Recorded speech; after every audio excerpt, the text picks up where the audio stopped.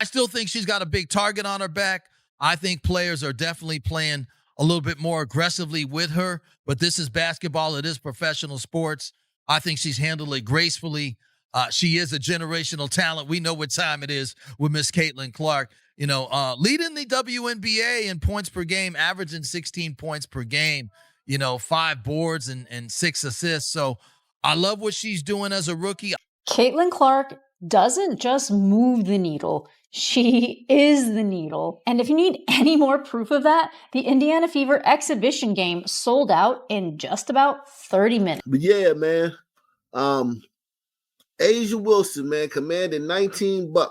Caitlin Clark has revolutionized women's basketball with an impact that cannot be overstated. The Indiana Fever's latest sensation has sparked unprecedented fan frenzy, evidenced by their preseason game selling out in just half an hour. In stark contrast, the Las Vegas Aces, led by superstar A'ja Wilson, struggle with attendance despite offering tickets as low as $19. This, by the way, is driving A'ja Wilson fans nuts. They're furious that this is happening on the same day. Why are they doing this? Oh my God, don't they realize the impact of A'ja Wilson, blah, blah. What impact? Stop it. The disparity in fan engagement is glaring. Fever supporters clamor for tickets to Clark's homecoming game at her alma mater's arena, while the Aces grapple with filling seats. Resale prices for Clark's games have surged, with some tickets fetching thousands of dollars and even the cheapest seats commanding $400 to $500. The preseason match has taken on the aura of a championship game in fans' eyes. Apparently, there's a WNBA player named A'ja Wilson. Apparently, she's pretty good. Caitlin Clark brings it down, goes twice between her legs, step back jack. A'ja Wilson doesn't like that. A'ja Wilson isn't smart enough to understand that everybody's going to get fat because of Caitlin Clark. Everybody won't get fat if they keep bringing up the ridiculous, idiotic, and tired old notion of racism. A'ja Wilson, who bitch whined and moaned and continues to bitch whine and moan that Caitlin Clark is only popular because she's white, couldn't be more. The Iowa game featuring Clark sold out in a mere 40 minutes, causing ticket websites to crash due to overwhelming demand. Meanwhile, the star-studded Aces, boasting MVPs and Olympians, resort to discounted offers to draw spectators. Half-empty arenas for the reigning champions have become a source of concern and amusement among fans. Far off. Hey, look, we love Steph Curry as a black man because of how he plays. We'll give two craps about Steph Curry or Caitlin Clark being white, black, green, or purple. When in doubt, yell racism, and when in doubt, look stupid doing it. And the latest is this moron named A'ja Wilson. I think, talking about racism, it's a huge thing. I think a lot of people may say it's not about black and white, but to me it really is. Well, of course it is to you, because you got nothing else. Clark's influence extends beyond the court. Demand for her merchandise is sky high, and excitement over her upcoming signature shoe release is palpable. The economic impact of Clark's popularity is evident. The resale value of 2 courtside Fever tickets could cover the entire cost of a Las Vegas trip, including flights, luxury accommodations, fine dining, Aces tickets, and still leave money to spare. But yeah, it's a big situation again. Like Caitlin Clark selling out Iowa, sold out a preseason game. People saying it sold out in 40 minutes. This is within 20 minutes. Like, obviously, you couldn't get onto the damn website. It's sold out. You could have been trying to refreshing the page and not got tickets. Most of the time, it officially sold out in 40 minutes, but like realistically, it almost crashed the website. In a recent statement, Clark expressed her enthusiasm for the upcoming season, saying, "I'm thrilled by the incredible fan support. It's not just about me, it's about elevating women's basketball as a whole. We're creating a movement, and I'm honored to be a part of it." The Las Vegas Aces. So let me see how much it's going to bust my pockets to go see the Aces in their first preseason game, man. $19, jeez Christ, Jesus, please, man. Fever fans aren't just attending games, they're fueling a movement. A team once overlooked has become the hottest attraction in the league, while the Aces championship success isn't enough to fill their arena. Clark didn't just enter the WNBA, she's redefining it. And Vegas, they're finding out the hard way that trophies don't always translate to fan support. I just want to point that out. As an Indiana Fever fan, I mean, there are people who are willing to pay all kinds of money to get tickets, There are people who are buying merch off, like flying off the shelves, basketball, all kinds of stuff. And they're begging to buy that shoe. That's why I said, Nike, I don't know what the deal is. I'm not into the contract or anything like that. They got something, whatever their agreement is, that's their agreement. I'm saying, though, when that shoe shows up, they better prepare and be ready. Some argue that Las Vegas has too much entertainment competition, but that excuse falls apart when Indiana, a place far from a tourist hotspot, sells out games in minutes. Meanwhile, Aces tickets sit untouched at just $19, while Fever games spark bidding wars. Even Clark's off-court moments, like a casual golf outing, dominate headlines, overshadowing A'ja Wilson's on-court achievements.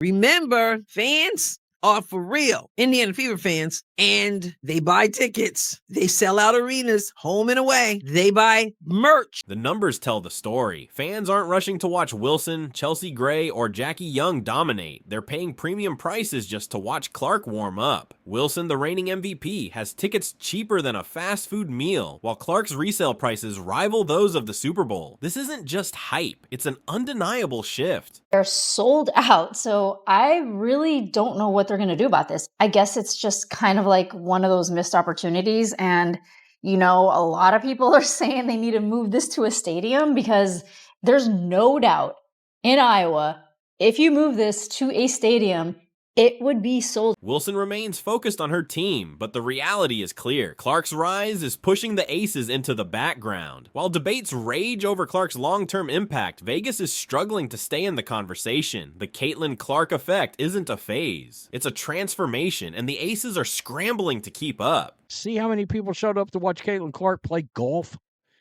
With actual attention, economics at play, Caitlin's participation in any league has an existential bearing. Nobody outside of A'ja herself cares about whether A'ja shows up. The Las Vegas Aces once set the standard in the WNBA, but Clark has rewritten the narrative. Fever fans aren't just watching basketball, they're turning preseason games into championship-level events. Even budget-conscious fans are fighting for tickets, proving Clark's star power is unmatched. Meanwhile, the Aces championship banners are becoming background decor in an arena struggling to fill seats.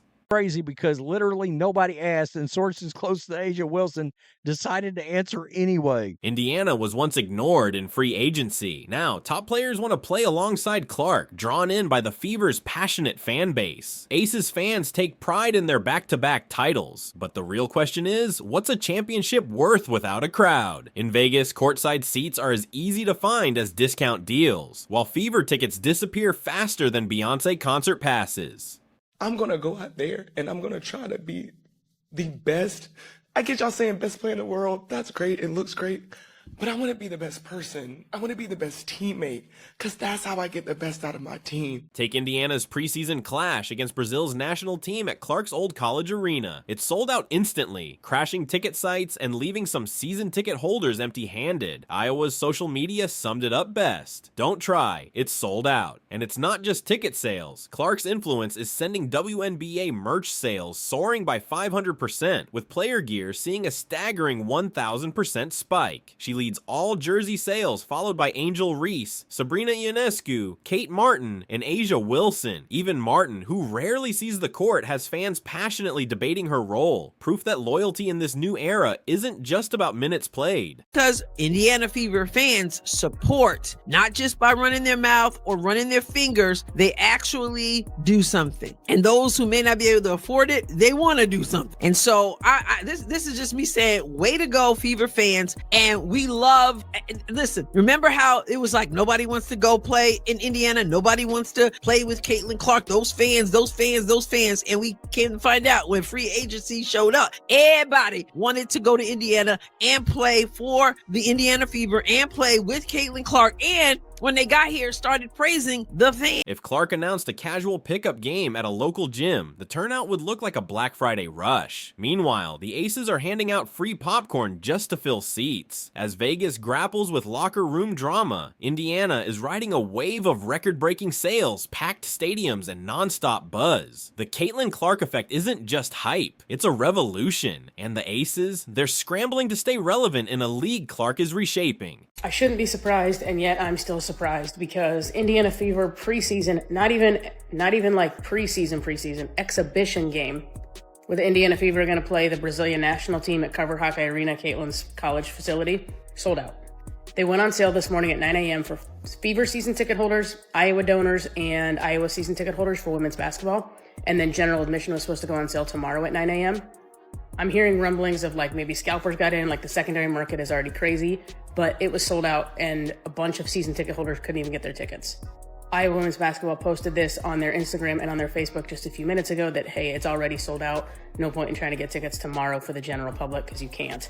Clark's dominance extends far beyond the court. Her jersey sales prove it. Last season, she didn't just top WNBA sales, she competed with NBA superstars. Meanwhile, A'ja Wilson barely held on to a top 5 spot, struggling to maintain her presence. The message is clear. Clark isn't just a player, she's the main attraction. Despite their championships, the Aces often feel like the opening act, overshadowed by the headliner everyone came to see. Another thing that we've seen jump so much this season in the WNBA is merch sales. There was a report that came out from the boardroom saying that since the start of the regular season, sales of WNBA merchandise are up over 500% versus the same period last year, with fan gear sales over the first half of the season at the highest in league history. Player-specific merchandise, including jerseys and t-shirts, have seen a staggering 1,000% increase in sales. Additionally, sales of league-specific merchandise like the popular orange WNBA hoodie are also up 200%. Wilson, a 3-time MVP and 2-time champion, has the accolades but struggles to cement herself as the true face of the league.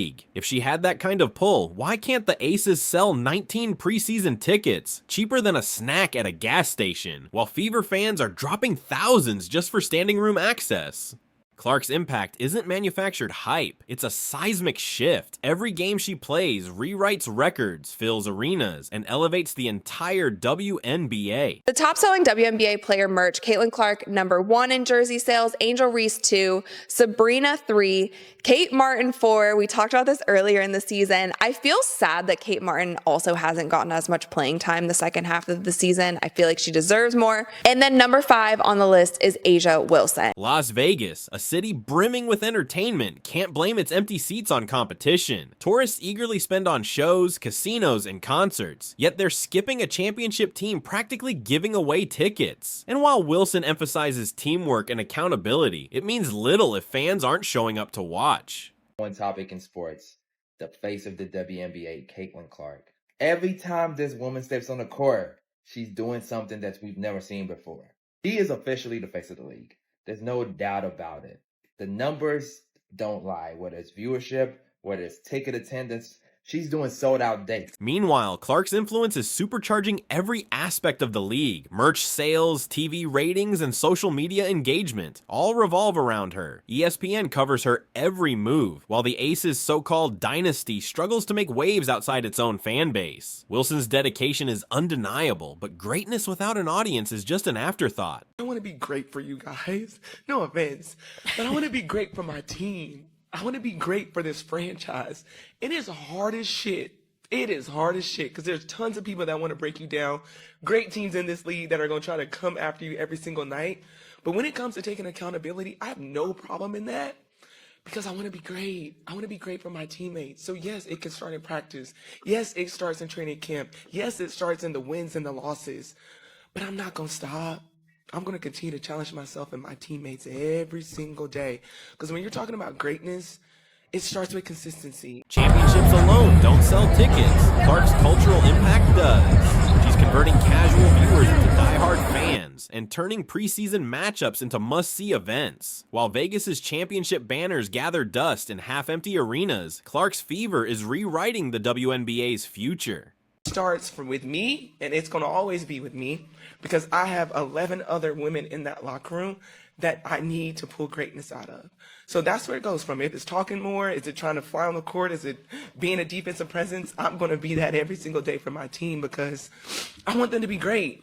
Not just for rings and banners, because I know the potential that we have in our locker room. So The Aces can hold on to their past, but the pulse of the league now beats in Indiana. The Las Vegas Aces era of dominance, it's over. Back-to-back championships once made them the WNBA's powerhouse, but now their reign feels like a fleeting chapter in history. Just look at preseason ticket sales. Clark's Fever sold out instantly, while the Aces struggled to fill seats in a city built on entertainment. No, the "it's just preseason" excuse doesn't hold up. Empty arenas and key free agents looking elsewhere signal deeper issues. So, for all Aces fans, it's over. It's over. It's over. The reign of the Aces is over. I understand the shortest dynasty in the history of the sport of basketball.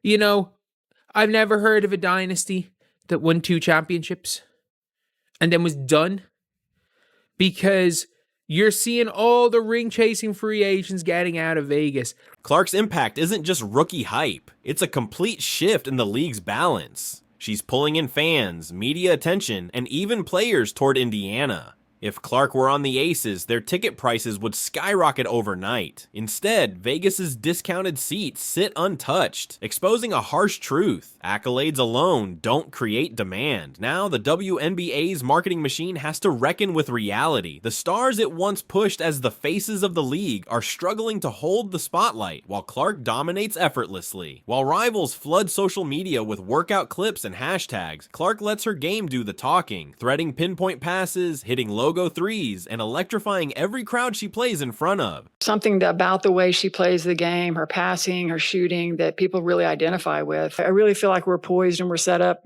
for a great, successful next era of Fever basketball. Social media engagement is one thing, but it doesn't compare to packed arenas and record-breaking merch sales. The league isn't just witnessing the rise of a new star, it's experiencing a full-blown transformation. Las Vegas, a city teeming with tourists, can't blame market size for the Aces' struggles. Even with multiple championships, their inability to sell tickets highlights a disconnect between the team and the fans. Meanwhile, Clark's Fever, once an afterthought, have become the heartbeat of the WNBA. Her presence drives up ratings, pushes record-breaking merchandise sales, and brings waves of new fans into the sport. Dynasties aren't just built on trophies. Clark's cultural influence, reshaping how the game is watched, valued, and marketed, has redefined success. As the Aces fade into the background, the WNBA's future is already here, and it belongs to Clark. The rest of the league has 2 choices: adapt or get left behind.